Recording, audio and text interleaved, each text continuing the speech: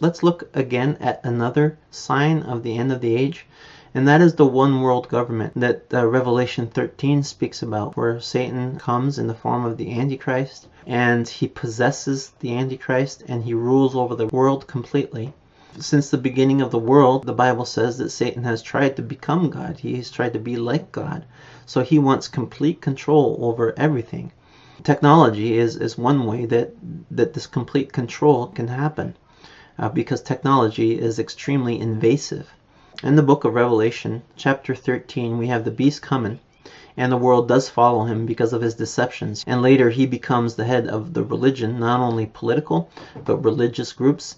People worship him. There's an idol set up of him, and everyone must worship this idol, and they must take a mark on their hands. And this mark will allow these people to buy or sell. And unless you have that mark, you cannot go into shops and buy or sell your goods. It doesn't necessarily mean that this mark is like a credit card.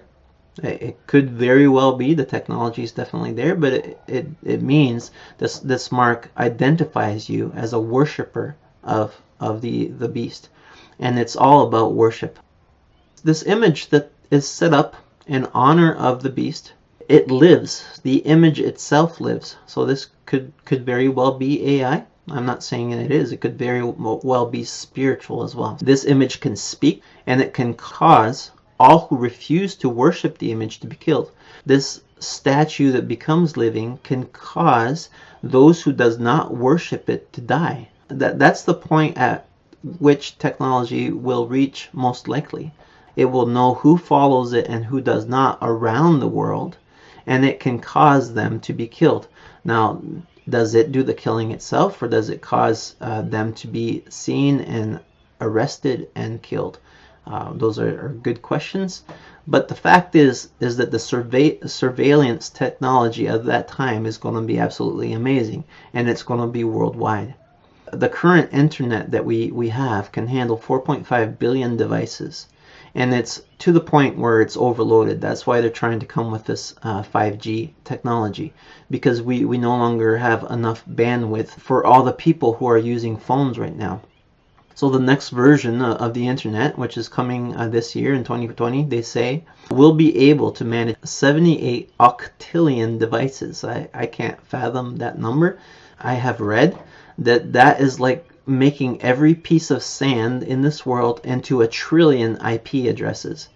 Basically, every piece of sand and dust, every living thing, and every physical object can become an IP address in after 2020, or when this 5G and this new internet version comes. The possibilities of surveillance at this time become absolutely incredible, and you can look into smart dust and stuff. It's just crazy. It's unbelievable. We think we're living in a sci-fi movie. The Bible clearly teaches in Revelation 13 that the ability of this beast to control the population is going to be absolutely amazing. He will know when people do not worship him. He will be able to apprehend them and kill them. China is a very good example of surveillance technology and how they survey and control the people that live there. They already control that many people in a very tight fashion. Jinping became the president in 2013, and he made himself the president for life. So he's there for life. China has 200 million cameras. They have social scoring for their citizens between 250 and 950.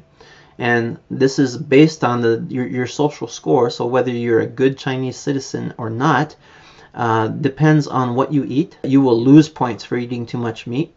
You will lose points for drinking too much alcohol. What you do with your time, so how much time you spend in video games, they monitor that, and so you will lose points if you spend too much time watching certain movies or playing certain games.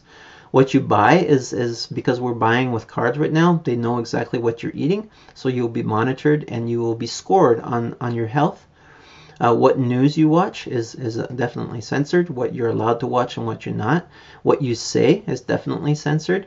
What your friends say is also censored, and even in the United States last year, a student from Israel was not able to return to the university in the United States because of something their friend had said on Facebook.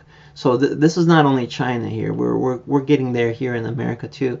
Is that you are censored according to what your friends say, and you're also socially scored on what you do during your life, so they know if you've jaywalked, for instance. Once you have this score, if you have certainly a high score, you can move around freely and you can even travel internationally.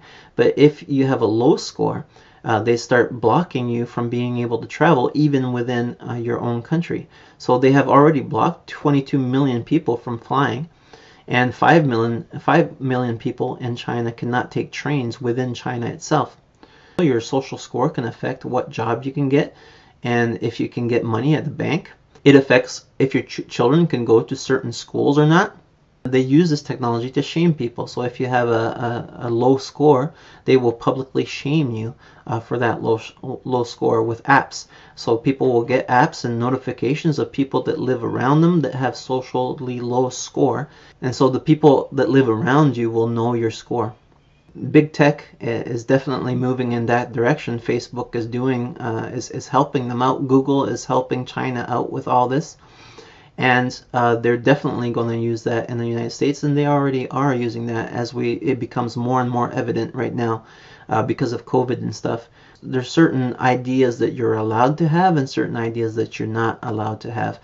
For example, and it's a very good example, the use of the malaria drug to stop COVID. Doctors around the world had used it for COVID and on hundreds and hundreds of patients each, and it was extremely effective. And as soon as President Trump said that it was effective, the media went crazy and saying, oh, he's pushing conspiracy theories and that drug is useless and it's no good. And of course we understand that this drug has been around for so long. It has been used around the world, and they can't make money off it anymore. It's not that expensive anymore to use, and it works very well for COVID. And what we see is that the media completely controls the narrative. Trump is not allowed to say that this is effective. The doctors are no longer allowed to say that this is what they're using and is effective. They are being attacked by the media. It's no longer a debate about the science. They say science, but they never debate the science. It's just like, oh, that person's an idiot, that person believes this, that person's a racist, and all this kind of thing. And so this Chinese censorship is very much coming to Canada and the United States, and this is very unsettling. We should at least be able to have conversations about what we believe is right and wrong, but we can no longer do that to a certain extent.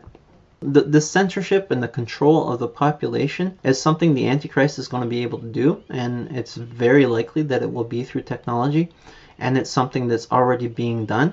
As we see this whole COVID thing unroll, one of the things that we see is this control is becoming more and more apparent, that the government has complete control of what you're allowed to say, what you're allowed to think, what you're allowed to do, and they all agree that life will not turn back to normal again, that this is the new normal. And what is the new normal? There's two things that they talk about all the time. For things to become somewhat normal, they need to be able to track us, so 24-hour surveillance on you, and they need to be able to vaccinate you and to keep a record of the vaccination. So if you do not have a record of your vaccination, you will no longer be able to travel internationally. And this record of vaccination is very likely to be a tattoo, that's something that's put right into your skin so that they can scan it and know if you've had your vaccines and stuff. There is control coming upon this world in an incredible way right now. And that's why we see Christians fight back against this. People will say, well, why are you scared of this surveillance? What wrong have you done? But the problem is that as soon as you start this system, wrong and right can be redefined in the future as it is right now. Right and wrong is redefined right now. So I have nothing to hide right now. I have done nothing wrong right now. But in the future, They have complete control over me, and in the future they will not allow you to worship God. They will not allow you to read the Bible. This is a fact. When the Antichrist comes, that will no longer be allowed. He will be the God. He will be the only person we need to worship. So you will be outlawed, and this technology will be used against you. Right now, it's just a matter of wearing a mask. That's before the vaccine comes. Oh, if you're wearing a mask, you're a good citizen. If you're not, you're an evildoer that wants to kill everybody.